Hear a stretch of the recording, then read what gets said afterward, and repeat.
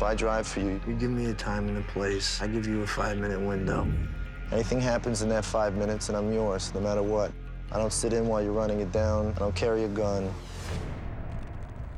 I drive. The story of Drive has an almost biblical simplicity to it. You have a getaway driver with a code. That getaway driver with a code meets a girl, and he breaks the code in order to save her. Everything goes wrong, and he kills everybody. In a lot of ways, it's the oldest story in the book. A man falls in love, and then the trouble starts. You tell me where we start, where we're going afterwards. I give you 5 minutes when we get there. You look like you're hard to work with. Not if we understand each other. What's to understand?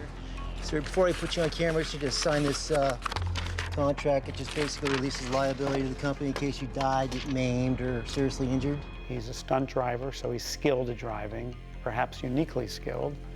He also applies those skills to a getaway driver for petty crimes. He has very strict rules about what he will and won't do. He says very little. You all right?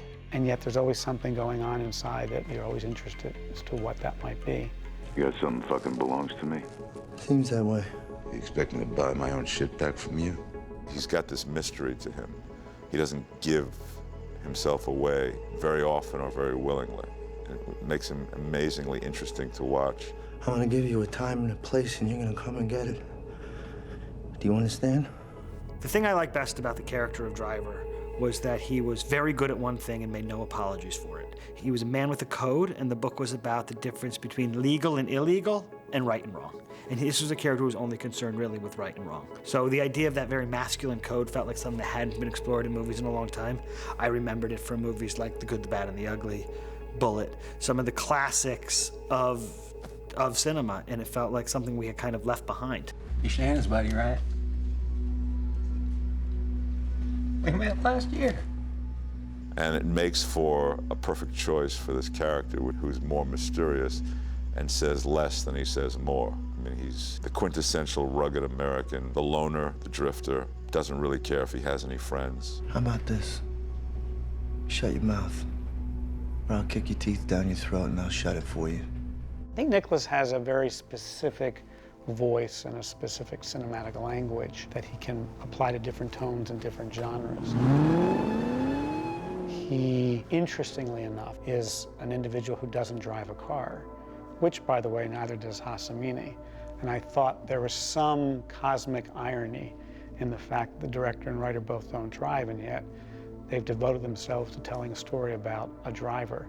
Nicolas has an ability, first of all, to explore worlds through the eyes of characters. He also has a wonderful way of creating tension within scenes, and the world of Drive is just infused with tension from moment to moment. I felt that that sensibility was exactly what I was looking for. Nicolas Winding Refn wasn't just a good choice for this movie, he was the only choice. Nicolas has a visceral, muscular quality to his filmmaking and understanding of myth that really lent itself perfectly to this. While he's a very visual filmmaker, he comes completely from a place of character. And he got underneath every character in the screenplay and questioned every move, and he wanted to know if it made sense, and he wanted to know if it made emotional sense. And part of the process that Nicolas Refn does is he has each actor come to his house, and they just talk about their characters.